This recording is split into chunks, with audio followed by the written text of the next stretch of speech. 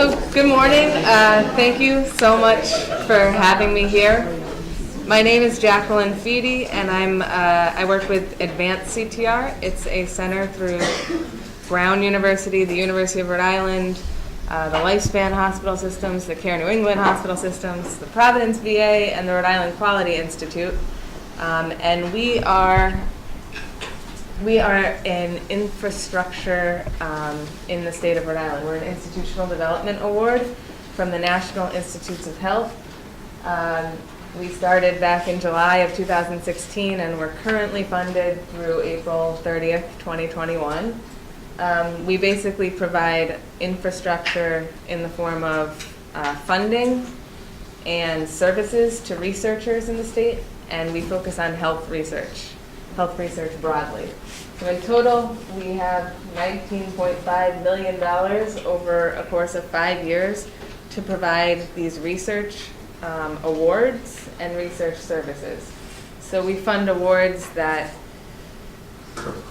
research anything from what we call benchside to bedside. So it's in the lab, looking at new developments in drugs and surgeries and working with animal models, right to bedside, doctors working with patients and clients, people in the community. And we also provide the statistical analysis support and research design, things that can help researchers to do those kinds of studies. Like I said, mainly our mission is to support research. We have set up this infrastructure. We have the awards and funding going. I think we've funded, I want to say 26 to 30 projects at this point. We have professional development opportunities for our young researchers to get them off the ground and train them up. And we have those service corps in place where researchers can come and say, I need help designing this study. I really want to get it X, Y, and Z, but I don't know how to go about doing it. Help me out. Ultimately, our goal is to fuel discoveries that improve overall health in the state. And that's great. We have that set up. Research and logic tell us that health research is not nearly as effective when it is not informed by the community, when it's not informed by the people who need to access it, who are the ones that are more susceptible to certain conditions. So we will be looking over the next few years, as we have evolved in our grant, to add a community engagement component. And how are we going to build that community engagement component? Most of the people that work in the center are medical researchers and have no idea how to do that, maybe how to even interact with people in the community. So our goal is to ask for your help to say, what is it that the community needs? How can we form this core so that it's actually informed by community members, and not just by their insight, but by their participation, by their engagement, by them maybe getting trained and being part of research studies, not just as participants being run through the mills, but as researchers leading the projects with a faculty scientist. So we are looking to be highly engaged in the community in a meaningful way, not just like, hey, come participate in my study, do this survey, fill this out, and then I'm going to take it and run. That's not our goal. So concept mapping is how we're getting started, and concept mapping is a highly participatory activity. It's stakeholder authored. Our participants, which we're hoping are you guys, the community networks, completely drive this process. Overall, it occurs in 2 phases. Part 1 is a brainstorming. I have a prompt, a focus prompt, kind of like your cards from before, an open-ended prompt that I will present to you at the end of this slideshow. And I will ask you online, we have a simple link where you can enter in all of your ideas that you can generate in response to this prompt. It's a general prompt. We're going to keep the ideas general, and it's a good process. And, I'm going to go through an example of how this works so you'll see it applied to another case, so when you get that prompt you'll have a good idea of what you will do. Once we've collected this range of ideas and brainstorm statements, we'll come back at another future meeting, I think about 2 months down the road, and we will present back all the ideas that you generated to the group. People will then have the opportunity to sort those ideas into meaningful categories. You can sort into as many categories as you want, and you name those categories. And we'll talk more about that later. And each of those items you'll also have a chance to rate as how important they are to you and how feasible you think they are to do in our current state in Rhode Island. Why concept mapping? It's a great process. You get to see a majority viewpoint because you can see how many times the same statements are coming in and how those get rated, but you don't lose the minority perspective. You don't lose other statements that are also related to those major ideas but maybe weren't rated as important or as feasible. Although it starts out very nice and qualitative and open-ended, and you are generating all of the items that we're going to use. Once we have those items, it's a very rigorous process. It's been used for over 20 years in business, nonprofits, even in underdeveloped countries to kind of consider health policies and community centers and how to build and get things off the ground. And it's very easy to understand. The output, when I show you, it's highly accessible. So when we do this activity, we intend to use it. It's all about utilization. It's not about just getting the information and publishing it in a journal. It's about coming back and saying, here's our results, now what are we going to do about this? Or how could we redo these analyses so that we can use it for specific types of organizations in the state and help them set their priorities. So it's a partnership really that I'm hoping you guys will enter into with us.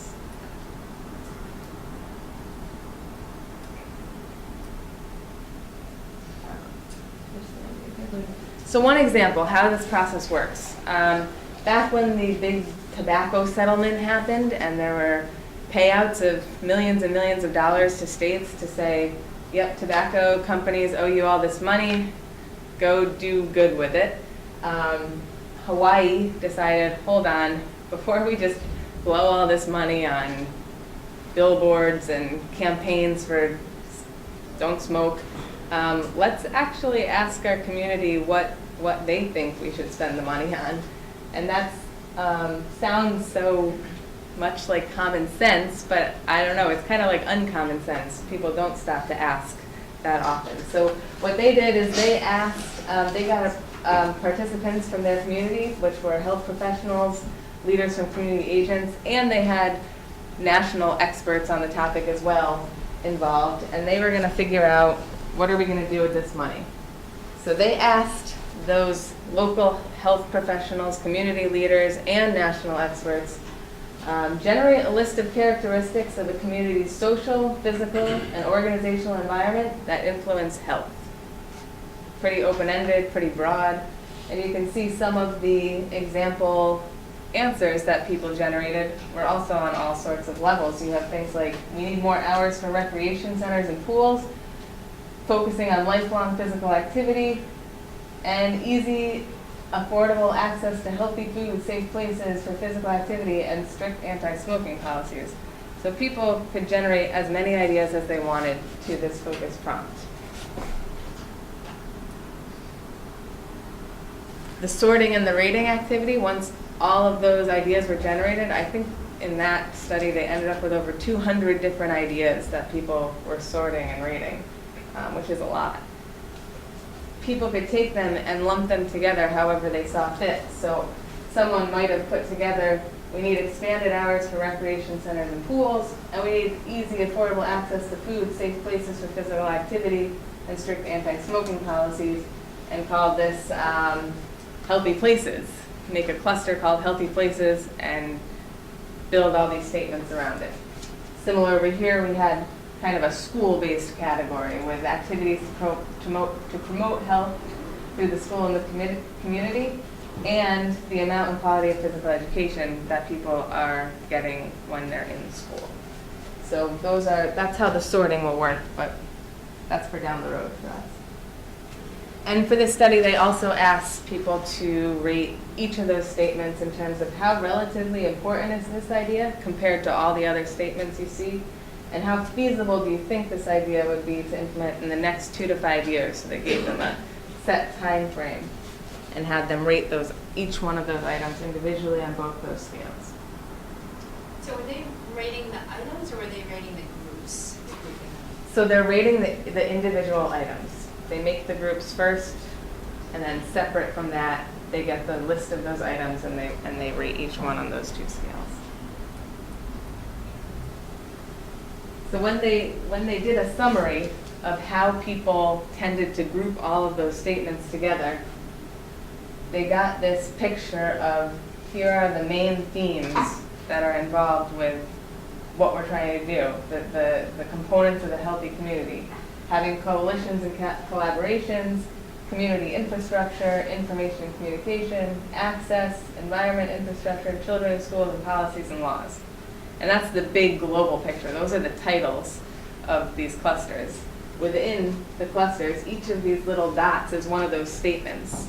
So this is how that group is viewing how all of those ideas came together, and what is the big idea picture here.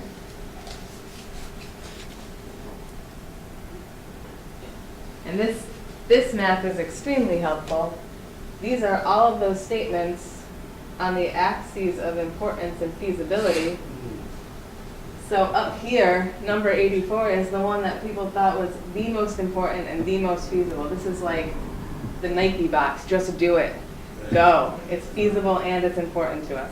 So it gives you these immediate action items to prioritize and say, this is what we can and should be doing. Or if this is something we can't do, it's probably something we need to communicate to the community to say, this isn't as feasible as you think it is, here's what it would take. But it's still great information and important to know that.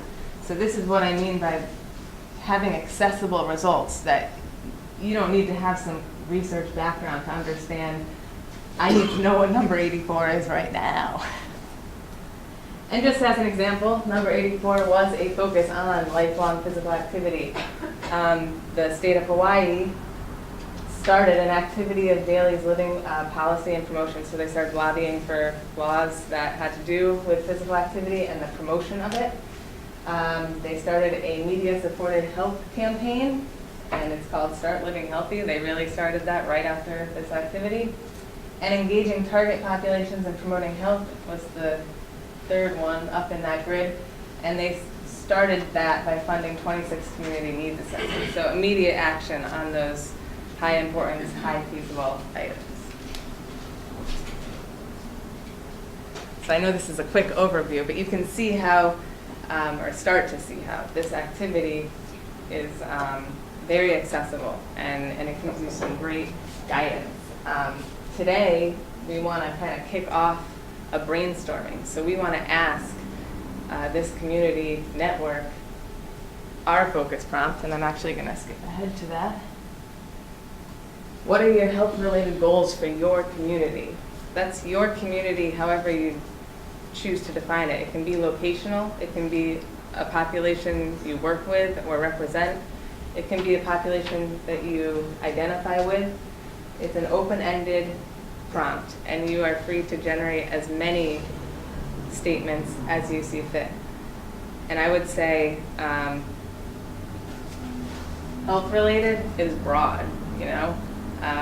Gun safety laws is health-related. Having organizations is health-related. Food is health-related. Physical activity is health-related.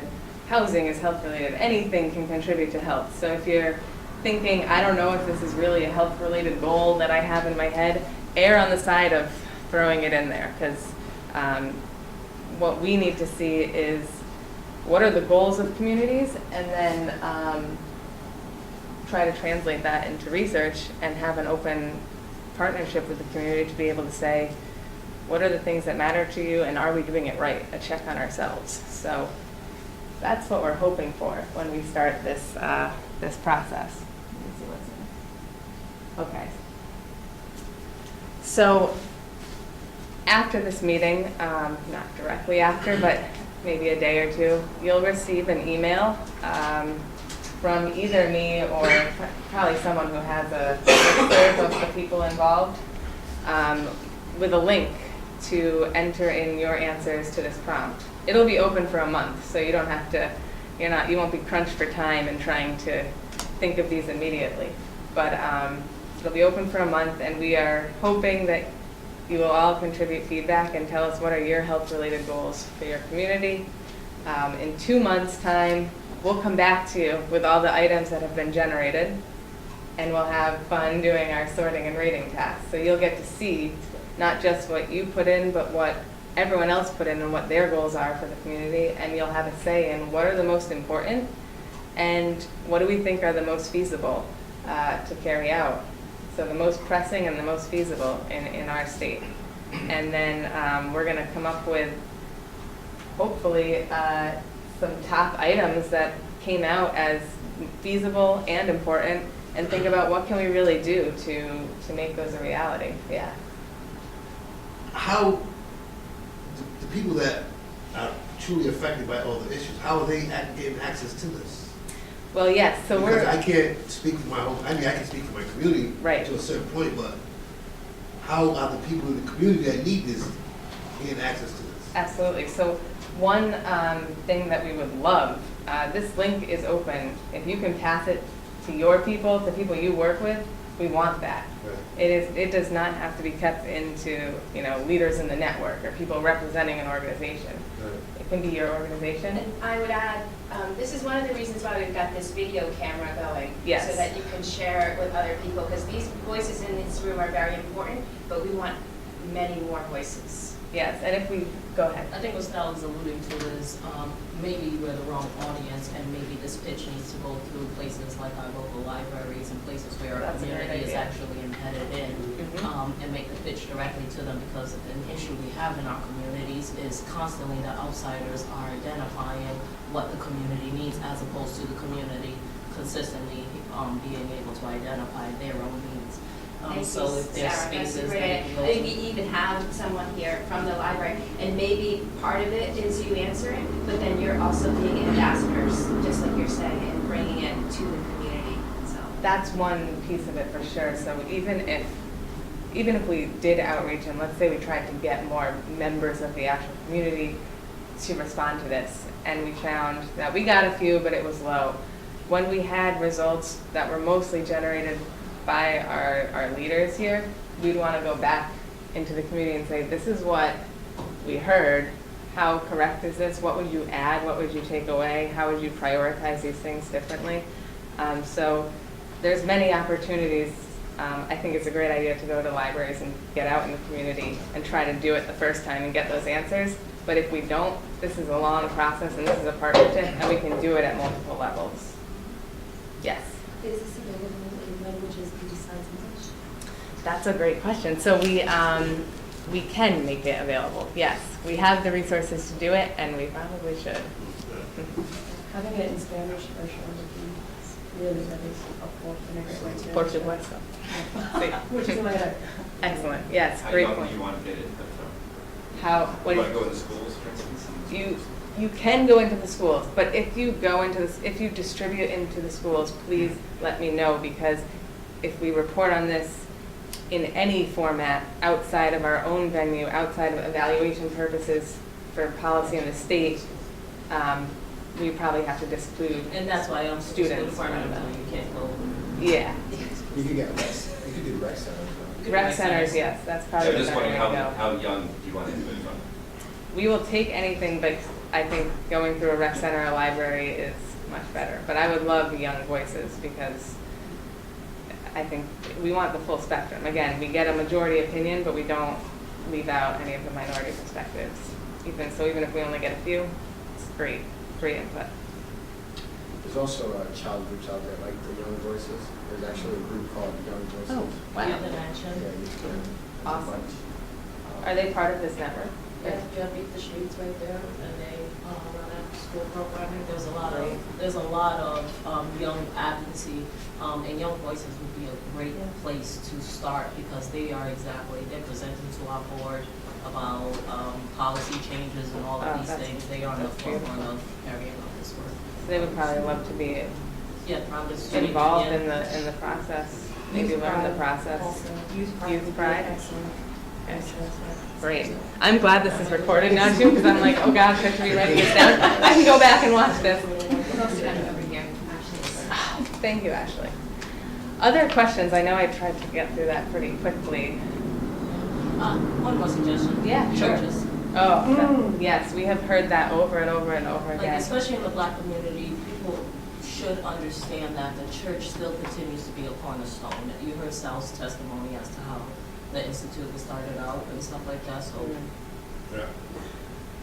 That's a great idea. And we have, the very first time that we presented this at Health Equity Summit, that was I would say that's one of the most prominent points of feedback that we got over and over from people was, you need to get into the faith community. So, thank you.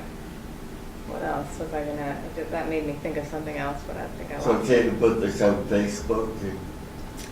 It is, as long as you're, if it's to a targeted group of your community, yes, for sure. We can go through social media. Other questions? How do you feel about it so far? Excited? I hope so. We're excited and we feel. I like the fact that you said health related. You included a lot of different things. Yes. Like mental health. Yes. Depression. And that's, again, don't hold back because that's something that medical researchers need to hear. I mean, when I sit in rooms If I with can't get them. a job, or if I'm Exactly. stressed about, where I live, that's health related. Right. That affects my health. Right. Right. If I walk outside and I see graffiti every day It affects and my trash every day, my senses, it affects my senses. Yes. So are you saying that, and I just want to shout out the CAP agency, they do an amazing group in the summertime. I say that very selfishly because I work for them this past summer. They host a group called Photo Voice where the students get to talk about the inequities in their community through photography That's and a great research. process. And that is exactly one of the points. And I highly recommend to anybody doing this kind of work the tool that they use, which is called Places Matter, Unnatural Causes. And it examines all of these health-related things as it pertains to poverty. We have there's two other programs, the summit, youth summit that we host every year called Turn Up, and it was based on health. Even though it was a career exploration, I worked with Angie and Kuma, who was actually at the Health and National United Way. And so we're actually reconfiguring that, but we believe health affects everything. It's all sectors, so it's how do you implement that. Then I also have a project I'm working on with West Elmwood Housing, which is Dunamis Synergy. And that's something that this would be ideal for. We're working with family students. I've worked on this project for 2 years now. It's actually launched, and it's about putting families together in education, not just a surrogate for the single mom and the child and the dad, and often that workforce development training. It's all together. And we're also doing it at the same time with early childhood learning, like just a family of learners put in a setting. We're looking at a housing complex now we're trying to put together where it almost acts as a campus, but they would also have the supports in place. So I can send you some information. That would be great. Right at this, we just started recruiting and staffing right now, but it's a project I've been working on for 2 years, and I really, really love the idea, and this ties in well with the project. Awesome. I don't want to take too much time, but I do want to make a point that throughout this process, we'll also be kind of using a train-the-trainer method. So we'll be training Swearer Center staff who can hopefully be aides in doing this in individual organizations or at different levels. So we're not just looking to get information and build our own community engagement center and partnerships within the community and learn what the community wants, but also to empower the community to be able to do this at any level that suits their needs. So. Oh, is this for Rhode Island only? Yes. Yeah. Yes, it is. Thank you. I'll be here after if you have more. Thank you, Dr.